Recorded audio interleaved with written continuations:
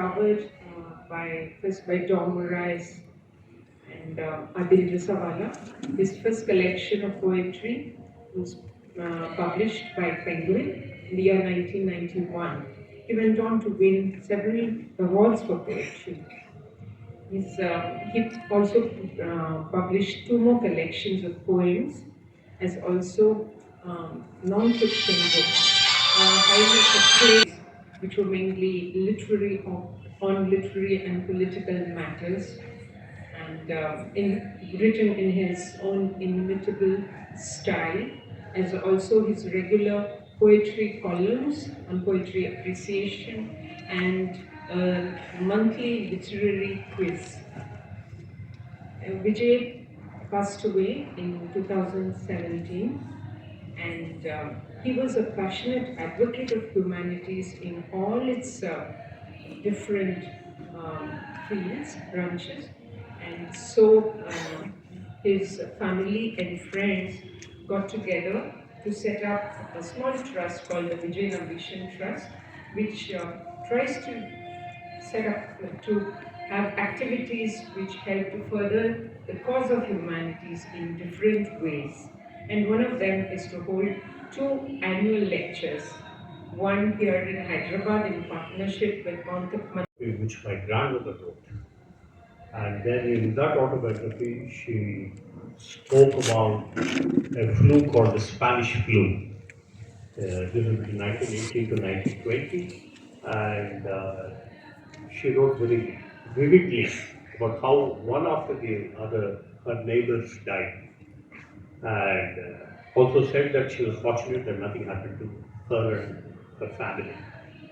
When I read that, I thought that, okay, she has seen something, and I read something about Spanish flu, and it said that India lost for the first time after the census in 1911, the Indian population came down. So I said that, okay, this has happened some 100 years ago, and this is not going to happen again. So when Harsh called and said that he's talking about India's COVID tragedy, the first thing that occurred to me was that we don't learn enough, and we just don't we don't have a memory of what happened 100 years ago, and maybe we amplified those mistakes uh, in the next round when COVID happened. Today we are fortunate that we have someone who has actually, shall I say, participated in the support system of COVID. It's not easy. He himself was a COVID victim, if I'm not mistaken. I don't usually read long biodatas, and I in Manthan we believe it should be short. But I want to make an exception in the case of Mr. Harsh Manthan. He's a human rights and a peace worker. He's a columnist, he's a researcher, a teacher, and he works with survivors of mass violence, hunger, homeless persons, and street children. He's started a wonderful institution called Karwan-e-Mohabbat, literally means the caravan of love. He's also the chairperson of the Center for Equity Studies in Delhi. He's a founder of Aman Biradari, a people's campaign for a secular, peaceful, just and a human world established after the Gujarat carnage of 2002. In fact, he had resigned from his civil services after the Gujarat carnage of 2002. He is also the founding member of the National People's Right to Information, and he worked and he has very well awarded. Among the awards were the FAU, the Frederick Alexander University Erlangen Nuremberg, the Human Rights Award of 2022, the Pandit Ishwar Chandra Vidyasagar Gold Class 2020, the Kaide Millat Award of 2020, the Idas Kadar Memorial Oration of Christian Medical College, the South Asian Minority Lawyers Harmony Award of 2012. For having Harsh Manthan this evening. I'm also privileged because he spoke at Manthan a few years ago, and I'm glad that he thought of us when he wanted to speak to us about the book. With him in conversation, we have Amirullah Khan. Amir is a development economist and a former civil servant. He is the founder of the Vice Chancellor of the Global University and teaches at the ISB, NALSA, NCR, HRDR for the Government of Telangana. He was the former Deputy Director and Strategy Head of the Bill and Melinda Gates Foundation and was the earlier Executive Director and Editor of Encyclopedia Britannica. Thank you, Amit. Thank you for being with us. Thank you for being in conversation with us. And I'm sure we are going to have a very engaging next 2 hours. Thank you very much. I want to start this discussion by reading out a paragraph. Uh, I'll not yet declare where this paragraph is from, but you will know why I'm reading this paragraph out. It reads like this. So you will like this paragraph. Too much sensitivity always makes for bad poetry. Too much moves from parties and prominent national figures in business, journalism, publishing, the art, and then anything else. This paragraph was written in his foreword by Vijay when he wrote his book First Infinities in 2015. And Kaveri, this paragraph really introduces Harsh Mandar to the audience. That here is someone who 20 Harsh Mandar when he was far younger than he looks today. This was exactly 20 years ago when I heard him for the first time asking us to wake up early to go for our physical training at 5 in the morning in Missouri. And since then, I've been longing to hear it to be a good human being. That's what he has been, and that is some teaching that I have never found in any of the many textbooks that I read and prescribed to my students. And it is from there that we begin this conversation.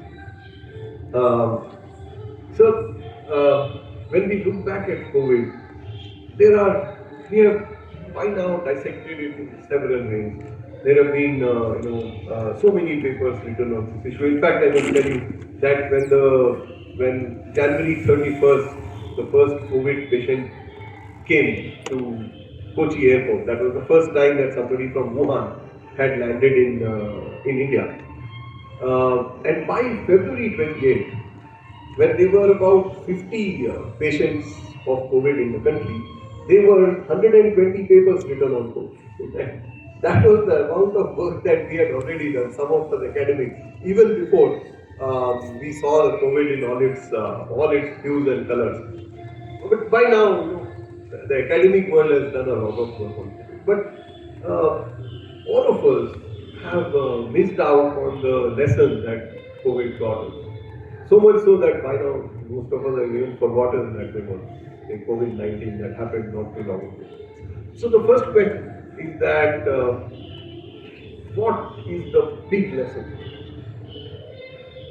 that COVID has left us with? What is that big lesson that we ought to remember COVID for? Uh, Thank you. Can you hear me? As I'm told, as I get more intense, I speak softer and softer. So if you have a problem, please just call out. Firstly, it's a privilege to be here in memory of Vijay, and thank you, Vikram, and all of you for gathering here. COVID-19, a friend and a very fine writer, I'm sure most of us admire, Arundhati Roy. She said, COVID-19 is a virus, but much more than that, it is an X-ray. It's an X-ray that reveals to us who we are and what we have become. One lesson, Amir, and Amir, so we are mutual admiration society, so you'll have to forgive us. Amir was my first, from the first batch of my students, when I joined the faculty in Missouri in the National Academy of Administration, and a student I've loved deeply ever since. Amit, you asked me what was the one big lesson. It's hard, while you were asking, I was thinking what was the one big lesson. Um, let me try to sort of start somewhere. Uh, Something close to 5 million people died, and we've already, as a nation, forgotten. Uh, I start my book actually by saying why we must remember. And I start, and the whole world seems to have collapsed before a virus which nobody understood and threatened to take so many lives. Where would you want to be? Obviously, you want to be with people who you love. How was it so difficult to understand? And when I saw 30 million people, India's uh, railway network carries 23 million people every day. All you needed to do, say, 1 week, there were just 500 cases, just go home to wherever you want to be because this lockdown is coming. And think of the distress that could have been happened. But the last thing, while all of this was happening, people were being flown, from all over the world, who were stranded. And one particular sort of group of, few lakh students was in this